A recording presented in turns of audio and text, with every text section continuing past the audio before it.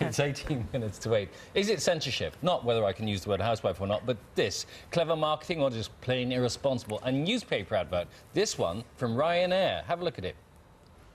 Now, it shows a woman dressed in a girl's school uniform, and it's caused a hot debate as well. Banned yesterday by the Advertising Standards Watchdog after it found it did link teenage girls with, quote, sexually provocative behaviour.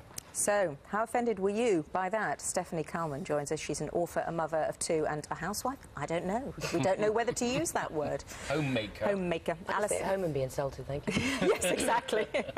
Alison Stewart-Allen is an advertising consultant and joins us as well. Hello, both. Hello. What do you think? It's there behind us, Stephanie, so you can have another. Suitably blurred. It does look like a page from sort of Reader's Wives, doesn't it? I mean, the first thing I'd say is I think when you're choosing an airline, I'm about to book a holiday myself at the moment, you do sort of want something that inspires confidence. And the first thing you sort of think when you look at this, apart from feeling a bit sort of jolted as a mother of a 9-year-old girl, I was a bit taken aback. But I think the other thing is, it just looks like it's been dreamed up by two sad blokes in an office who've got sort of pains in their right hand. But is that reason enough to ban it? Not necessarily. The only reason really you'd probably ban something is if it, caused widespread offense. Clearly, the ASA, Advertising Standards Authority, felt that this would offend enough people, and they decided it was probably in the public interest to actually not continue to let that ad run. I heard the ASA yesterday on the radio, and they were saying that the reason they did it was because they're concerned about the sexualisation of young girls, and any ad that shows that, they'll whip off. But, in a way, you think, well, Ryanair are receiving a lot more publicity for this ad being withdrawn. And there were only 13 complaints, were there not? Right. I mean, well, Ryanair is saying it's remarkable that a picture of a fully clothed model is now claimed to cause such offence, when many of the leading daily newspapers regularly run pictures of topless or partially dressed females without causing any serious or widespread offence. Well, they do cause offence, actually, and they have caused offence for years, and there have been, various attempts through Parliament to get rid of them, and, without sounding sort of very heavy about it. They are still ghastly. Yes, they're still within the law. Personally, I'd like to see the back of them. The interesting direction to take the debate in is how far do you go before you are heading towards a situation in which, you cannot show an ankle, which sounds silly, but, there are countries in which all these things are... When I lived in Dubai, which is relatively moderate, any picture showing a leg in a newspaper was scribbled out by hand, every copy.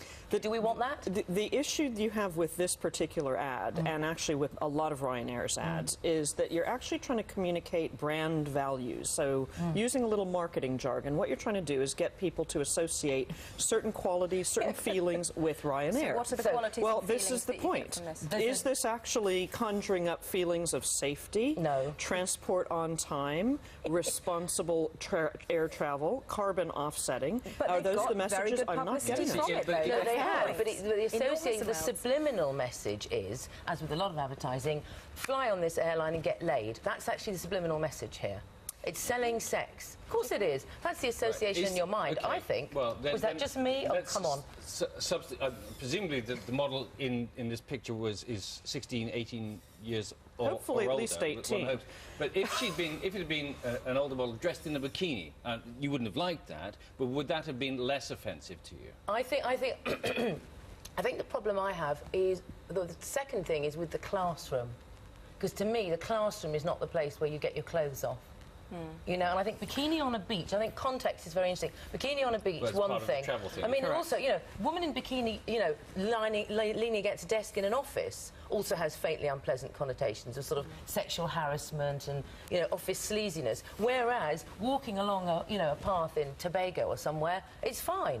They just haven't thought it through, really. The interesting thing is, even if you look at your own website, and yesterday when you ran this story on BBC News website, there was a list on the right-hand side of your webpage of the 7 or 8 consistent problems, recalls, ad, seizing that was required of Ryanair in a matter of only a couple of years. So clearly their strategy, from a business point of view, is to provoke. And if they're provoking us successfully, they've achieved what they want to do. We're talking about it, we're showing the ad, the company's getting mentioned. Bingo, as far as they're concerned. Oxygen to their publicity, as Margaret Thatcher once said.